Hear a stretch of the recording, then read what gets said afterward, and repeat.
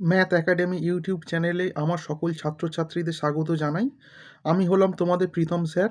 আজকের আমি তোমাদের এবিটিএ টেস্ট পেপারের জীবনবিজ্ঞান বিষয়ের 224 নম্বর পেজের সলিউশনগুলো দেব। তোমরা একে একে দেখে নাও। চলো শুরু করা যাক। বিভাগ ক, এখানে তোমাদের 15টি এমসিকিউ প্রশ্ন থাকবে। প্রথম প্রশ্ন কি বলছে, ট্রপিক চলনে সম্পর্কিত কোন বক্তব্যটি সঠিক নয়? সঠিক নয় হচ্ছে অপশান বি। সঠিক নয় অপশান বি। কোন জোড়াটি ভুল? এখানে অপশান সি হয়ে যাবে, চোখের প্রতিসারক মাধ্যম আইরিস, এটা সঠিক নয়। কোনটি সঠিক নয়? এটা হয়ে যাবে অপশান ডি, প্রোজেস্টেরন। প্রোজেস্টেরন খরিত হয় পরিণত ডিম্বথলি থেকে। 1.4, দেখো এ স্তম্ভের সঙ্গে বি স্তম্ভ, এখানে এই স্তম্ভটা দেওয়া সম্ভব হয়ে ওঠেনি। তোমরা স্তম্ভটা যখন টেস্ট পেপার খুলবে দেখে নেবে, এখানে অপশান সিটা উত্তর হয়ে যাবে। আচ্ছা, 1.5, মাইটোসিস কোষ বিভাজন সম্বন্ধে কোনটি সঠিক? এটা হয়ে যাবে নিউক্লিয়াসে সমবিভাজন ঘটে। নিউক্লিয়াসে সমবিভাজন ঘটে, অপশান বি হয়ে যাবে। কোন প্রকার জননের ফলে অভিব্যক্তির পথ সুগম হয়? অভিব্যক্তির পথ সুগম হয় যৌন জননের ফলে। আচ্ছা, ওয়াই আর ক্যাপিটালে আর স্মলে ওয়াই জিনোটাইপযুক্ত উদ্ভিদে প্রাপ্ত গ্যামেটের অনুপাত, এখানে অপশানটা কোনোভাবে আসেনি, এটা অপশান এ হয়ে যাবে 1:1। আচ্ছা, 1.8, 1.8 কি বলছে, কোনটি বানান স্পেলিং ভুল আছে? আসলে এগুলো তো কপি পেস্ট করা হয়েছে, তোলা হয়েছে, সেই জন্য বানান ভুল টুকটাক থেকে থাকবে। কোনটি সমবৃত্তীয় অঙ্গ নয়? সমবৃত্তীয় অঙ্গ নয় পাখির ডানা ও পতঙ্গের ডানা। আচ্ছা, সম্পূর্ণ প্রকটতার ক্ষেত্রে F2 জনুতে ফিনোটাইপ অনুপাত কোনটি? ফিনোটাইপ অনুপাত হচ্ছে 1:2:1।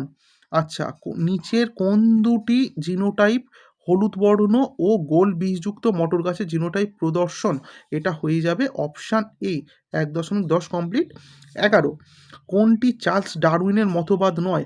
অর্জিত বৈশিষ্ট্যের বংশানুসরণ, এটা ল্যামার্ক দিয়েছিল। কে দিয়েছিল? ল্যামার্ক দিয়েছিল। কোনটি ইকুয়াসের বৈশিষ্ট্য? অপশান ডি হয়ে যাবে তোমাদের ইকুয়াসের বৈশিষ্ট্য। অগ্রপদ ও পশ্চাৎপদের প্রতিটি একটি করে খুরযুক্ত আঙুল থাকে। আচ্ছা, 1.13, 1.13 দেখো কি বলছে, চক্রের সঠিক ক্রমটি শনাক্ত করো। এটা আমি এত বড় প্রশ্ন পড়ছি না, এটা উত্তর হয়ে যাবে অপশান সি, নাইট্রোজেন স্থিতিকরণ, অ্যামিনিফিকেশন, নাইট্রিফিকেশন, তারপর হয় ডিনাইট্রিফিকেশন।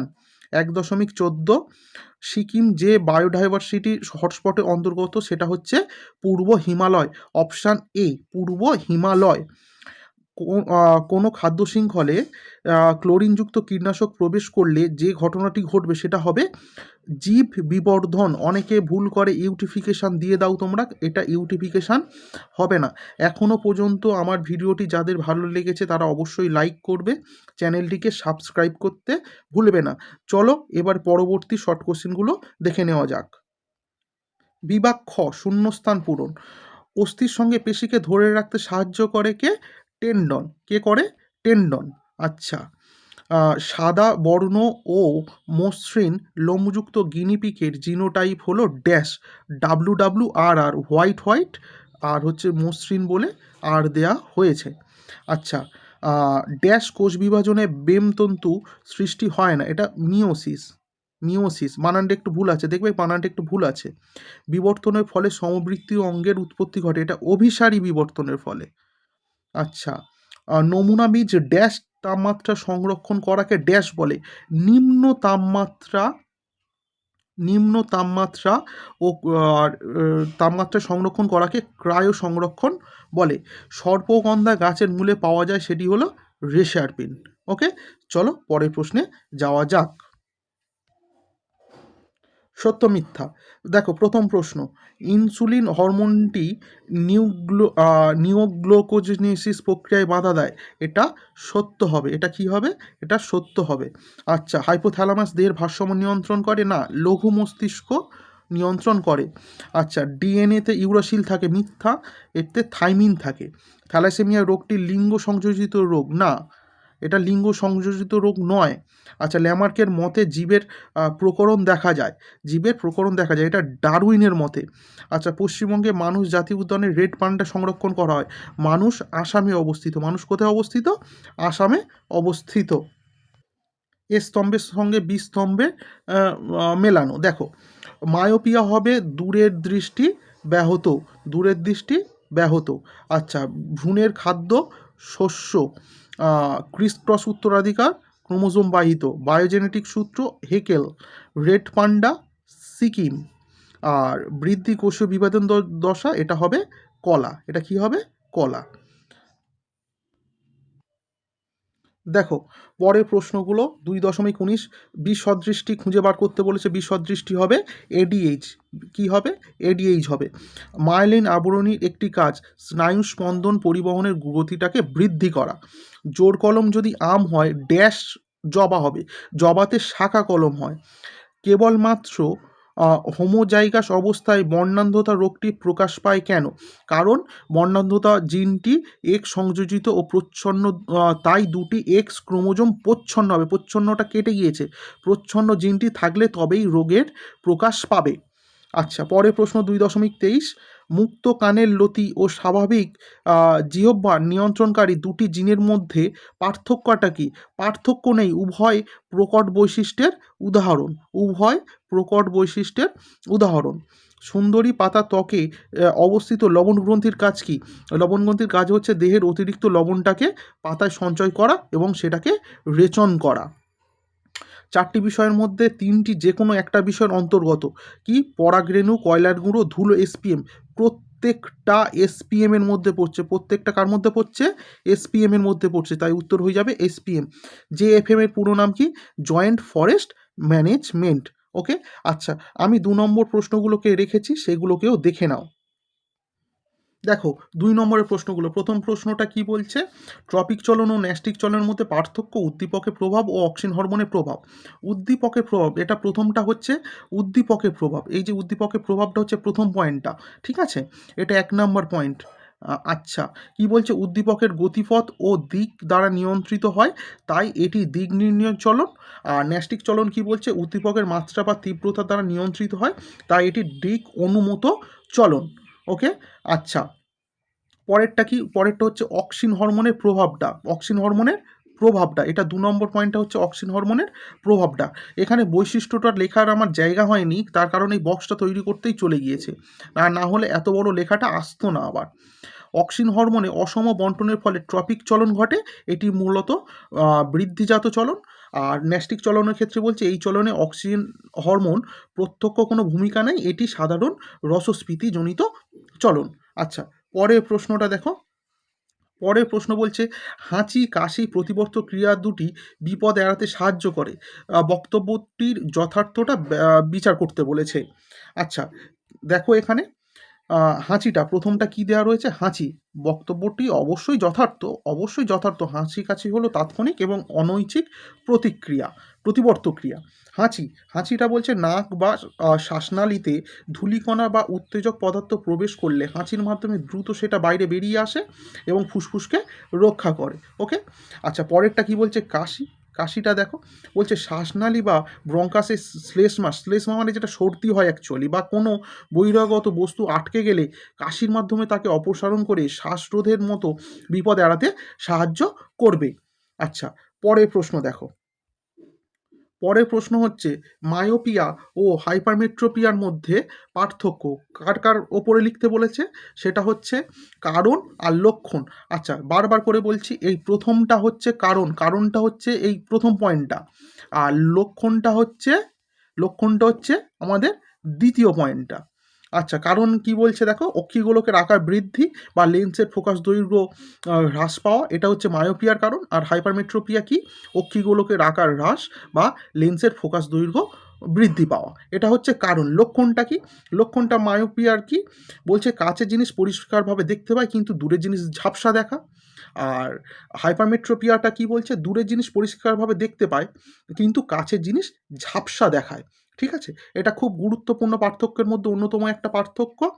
আচ্ছা, পরের প্রশ্নটা দেখো। পরের প্রশ্ন বলছে একজন ব্যক্তি প্রাত্যহিক জীবনে নিম্নলিখিত কাজে মস্তিষ্কে কোন অংশগ্রহণ করে, নিয়ন্ত্রণ করে?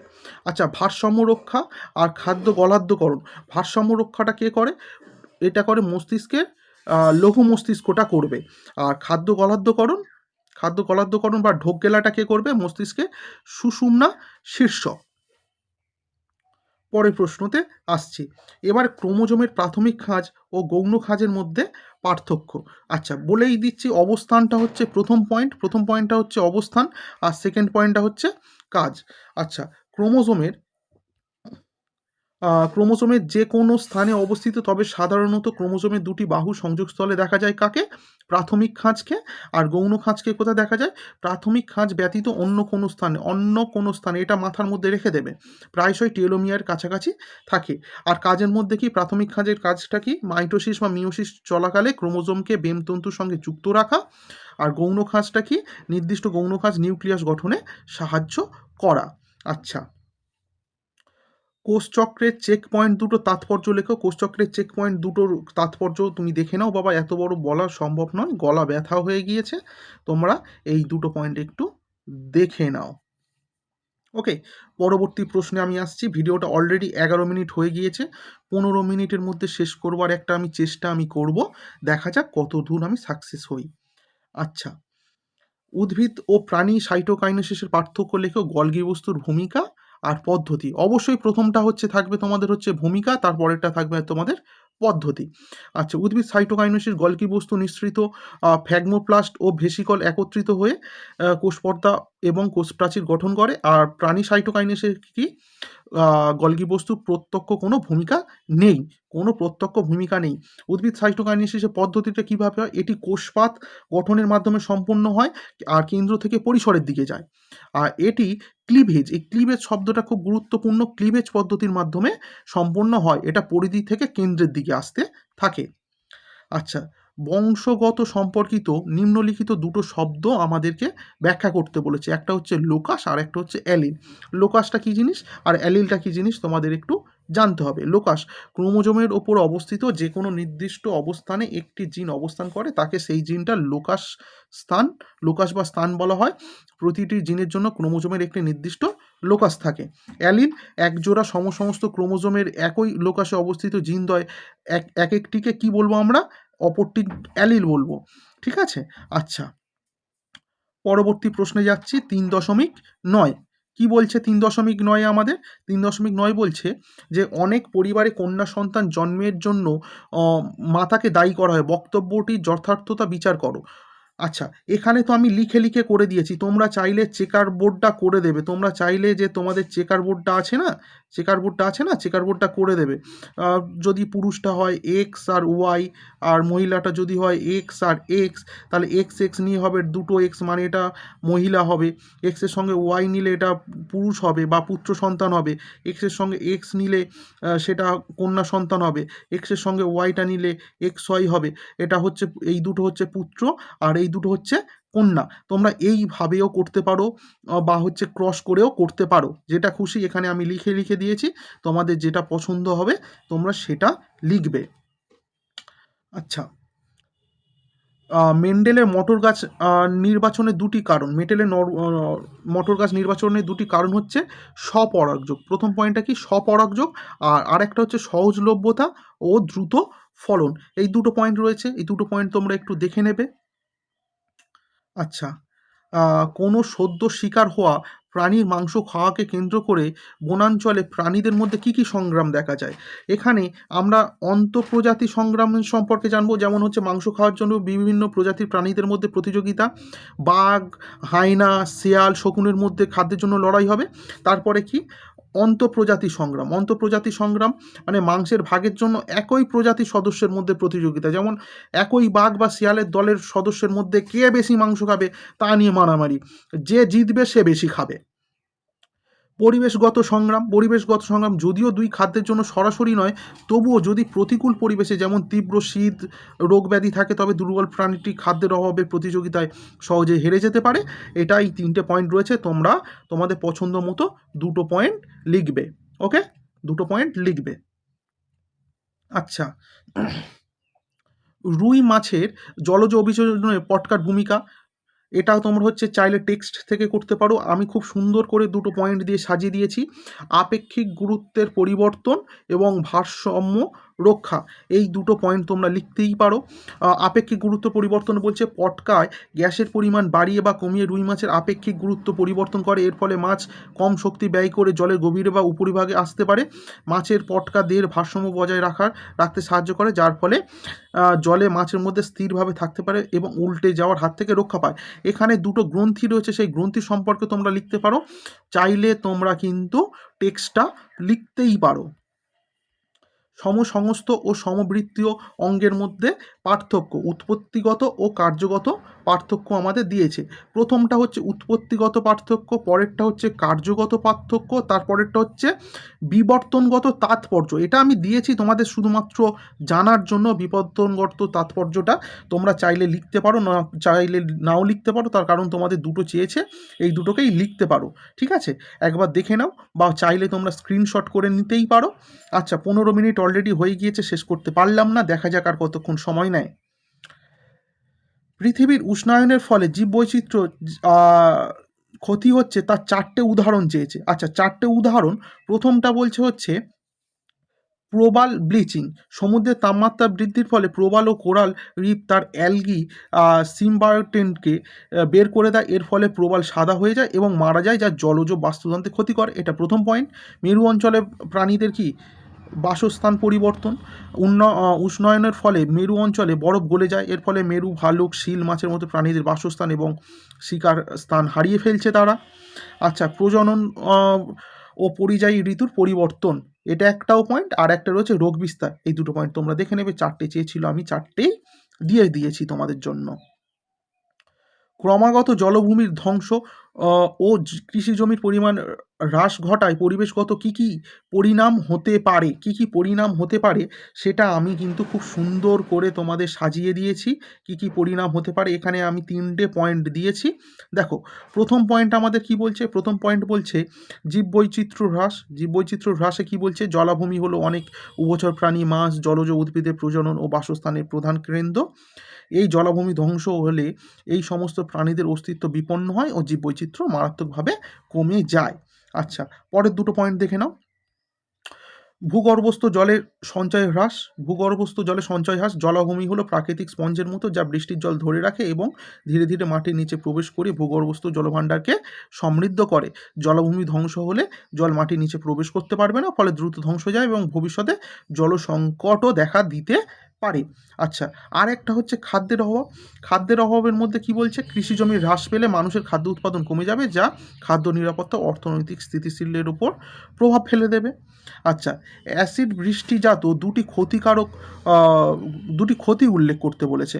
আচ্ছা, ঐতিহাসিক স্থাপত্যের ক্ষতি, এটা তো তোমরা সেই কোন ছোটোবেলা থেকে পড়ে আসছো যে তাজমহলের ওপর হচ্ছে অ্যাসিড বৃষ্টির ফলে স্টোন ক্যান্সার দেখা দিচ্ছে, এটা হচ্ছে প্রথম পয়েন্ট। আর আরেকটা বলছে যে জলজ বাস্তুতন্ত্রের ওপর ক্ষতি।